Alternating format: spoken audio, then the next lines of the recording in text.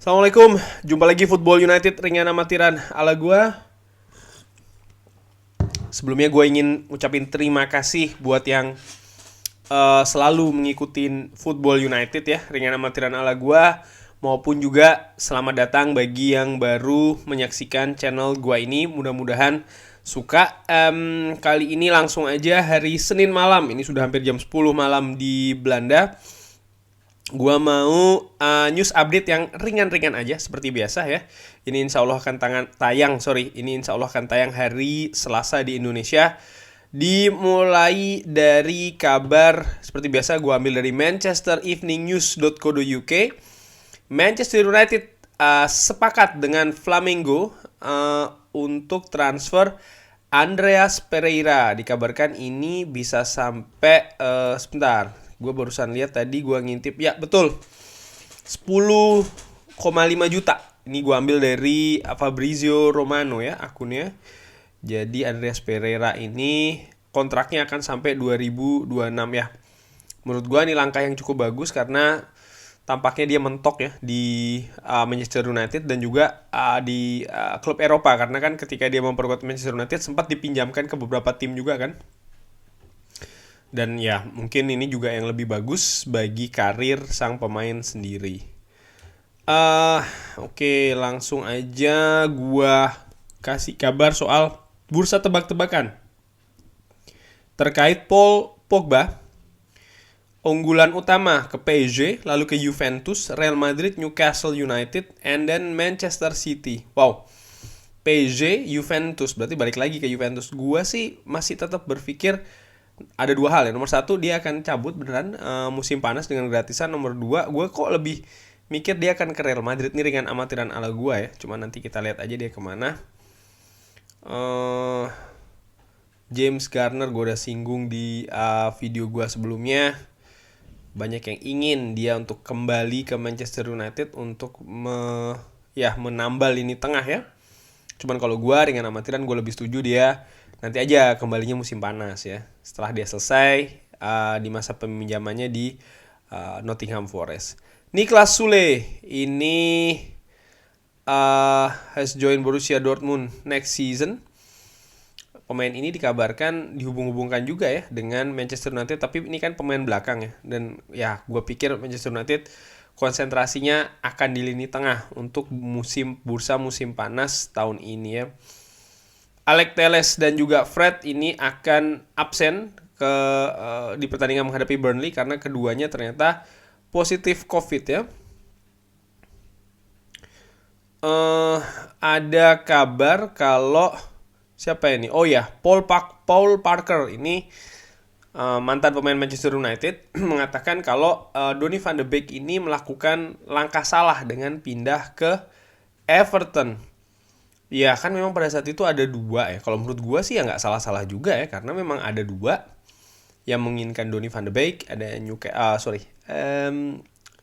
siapa waktu itu ya, Crystal Palace dan juga Everton. Dua-duanya menurut gue pilihannya sama-sama bagus ya, walaupun gue lebih cenderung ke Crystal Palace. Tapi setelah gue lihat lagi Everton, artinya dengan Frank Lampard ingin membangun sesuatu yang baru di Everton, ya bisa jadi ini juga langkah bagus. Dan ini hanya bisa dilihat bagaimana di pertandingan-pertandingan awal, paling tidak kesempatan untuk Donny van de Beek, apakah dia bisa tembus tim utama, apakah dia kalau sudah bermain di tim utama bisa main dengan bagus ya. Kita lihat Denis Zakaria nih ya, pemain yang dikabarkan diminati oleh Juventus atau dihubung-hubungkan dengan Juventus dari Borussia Mönchengladbach. Kabarnya kan sudah ada pembicaraan pada saat itu di bulan Desember, Manchester United berminat mendatangkan secara gratisan di musim panas, tapi ternyata Juventus menyalip di tikungan dengan mengambilnya dan langsung buat gol ya di debutnya. Ini luar biasa juga. Ya, ini ada Sendice memberikan tanggapan tentang pertandingan menghadapi Manchester United besok Selasa. Ya, gua nggak mau bahas ke sana, tapi yang jelas Burnley ini ada di dasar klasemen. Jadi secara hitung-hitungan di atas kertas Manchester United sekali lagi ya harus 3 poin menurut gue ini. Ya, dikabarkan juga ini kalau Roy Keane ini ternyata perkembangannya cukup bagus ya. eh Apa namanya? eh untuk menjadi manajer di Sunderland ya. Walaupun ada beberapa saingan juga nih, dikabarkan Alex Neil dan juga Grant McCann. Ini juga menjadi pesaing dari Roy Keane. Kita lihat apakah Roy Keane berhasil menjadi manajer di Sunderland kembali, karena sebelumnya sudah pernah bermain di menjadi manajer di Sunderland. Sekarang kita ke Twitter ya. Ini ada beberapa, salah satunya gue ambil dari @mufcmpb. Ini salah satu yang gue follow juga ya. Dikabarkan kalau Erik ten Hag dan Overmars ini sebenarnya dikabarkan oleh Mike Verwil. Ini dari Telesport mengabarkan kalau atau memberikan statement ya tentang Erik ten Hag dan juga Mark Overmars ini adalah satu unit ya. Jadi karena Overmars ini sudah cabut dari Ajax, maka besar sekali kemungkinan kalau Ten Hag juga akan mengikuti cabut dari Ajax di akhir musim ini. Wow, ini sekali lagi kembali memanaskan bursa manajer dari Manchester United, karena setelah seminggu sebelumnya Mauricio Pochettino yang dikabarkan diminati oleh manajemen ya kan, bahkan sampai sekarang dikabarkan masih menjadi favorit. Tapi sekarang dengan keadaan seperti ini, wah jadi memanas lagi ya bursa persaingannya. Dan jangan lupa tidak hanya dua orang ya, Pochettino dan juga Erik ten Hag, tapi pelatih saat ini, manajer saat ini, manajer interim ini juga menjadi calon kuat kalau menurut gue ya, Ralf Rangnick. Dikabarkan oleh Sport Witness, ini Manchester United ini sedang bernegosiasi dengan agennya Ousmane Dembele ya. Mereka ini sedang bernegosiasi dengan agennya Ousmane Dembele, Moussa Sissoko untuk perpindahan di musim panas ya. Ternyata sudah ada pertemuan ini antara Manchester United dengan sang agen,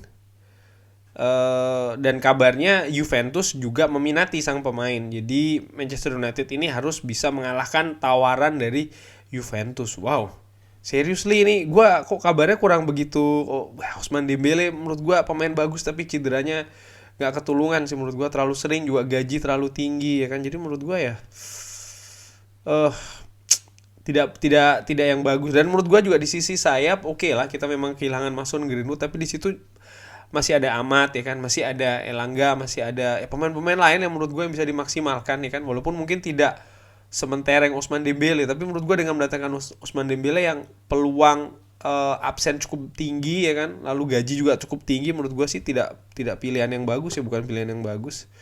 Lalu Paul Merson ini dari Sky mengabarkan atau memberi statement kalau dia berpikir Declan Rice ini akan cabut musim panas ini, dan dia berpendapat Declan Rice ini akan ke Manchester United dan biayanya katanya akan sangat tinggi sekali. Ya masuk akal sih kalau seandainya Declan Rice ke Manchester United, pasti biayanya tinggi ya.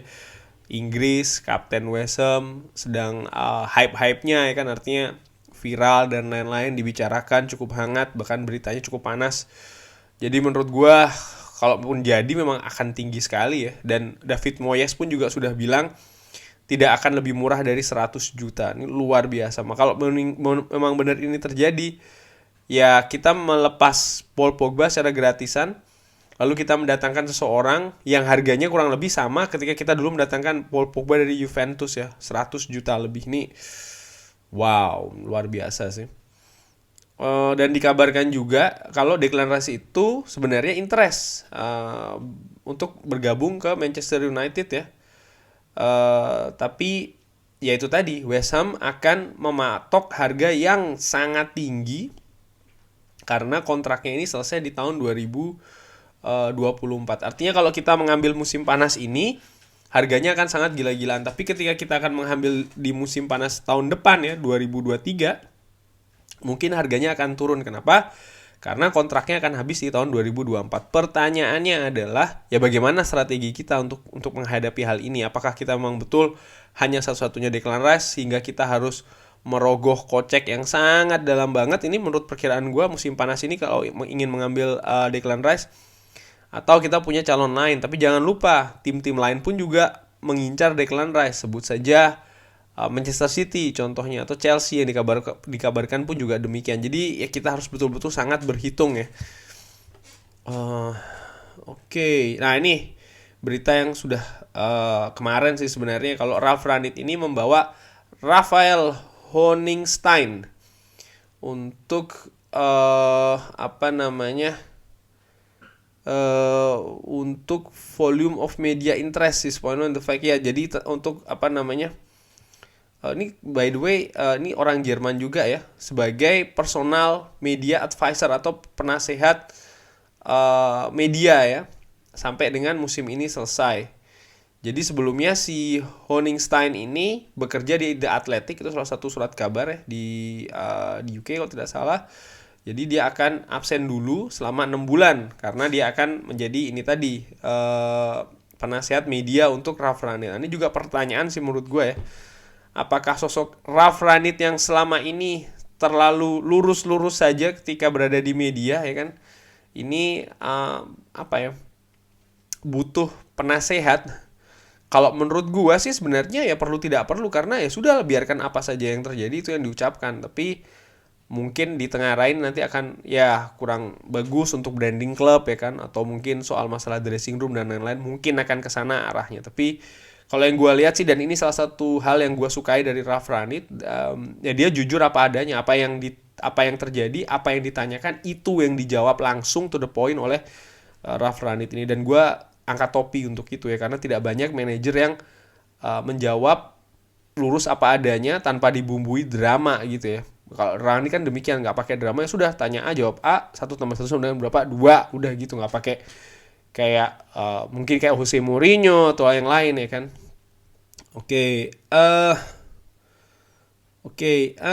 Ya kabar lagi ya soal masalah Alexander Isak ini. Dikabarkan Manchester United dan Chelsea ini berminat untuk mendatangkan, dan terutamanya kalau Cristiano Ronaldo akan meninggalkan di musim panas ini. Dan ya, menurut gue sih kayaknya tidak akan ya, sangat kecil kemungkinan, ringan amatiran ala gue sih kalau Cristiano Ronaldo akan meninggalkan Manchester United di musim panas ini ya. Tapi kita lihat saja. Lalu kabar dari Fabrizio Romano tadi sudah soal Andres Pereira. Oke, selebihnya apakah ada kabar untuk pemain Manchester United? Ya ini dia mempertegas aja sih ya kalimat Rangnick di konferensi pers kalau soal hubungannya dengan Jesse Lingard ya. Ralf Rangnick sekali lagi mengungkapkan kalau sekarang kita harus melihat ke depan, tidak ada masalah antara saya dan Jesse. Saya sangat senang bisa bekerja sama dengan Jesse dan saya sangat senang memilikinya di squad Manchester United. Dia tahu, Jesse Lingard tahu saya ingin, ya buat saya tidak masalah kalau dia ingin cabut. Tapi ya karena kita punya masalah, salah satunya di Greenwood ya, masalah tentang Mason Greenwood. Jadi akhirnya dia sekarang bertahan di Manchester United, Jesse Lingard ini, paling tidak sampai dengan akhir musim nanti ya. Ada kabar apa lagi ini? Coba gue lihat dari Twitter ya. Kali ini kita main-main Twitter. Yang belum follow Twitter gue bisa follow ya langsung di Gusti_Neck ya. Di situ gue ya bagi-bagi informasi juga dan lain-lain. Kok tidak begitu banyak ini ternyata beritanya, karena mungkin menunggu Manchester United lawan West Ham dulu kali, lawan Burnley dulu kali ya. Ya tidak ada berita lagi. Oke, dengan demikian gua akhiri dulu news update kali ini dengan amatiran. Kalau ada saran, kritik, pertanyaan dan lain-lain bisa drop di kolom komen. Insya Allah selalu gua baca. Jangan lupa like, subscribe dan juga sholat. Wassalamualaikum warahmatullahi wabarakatuh.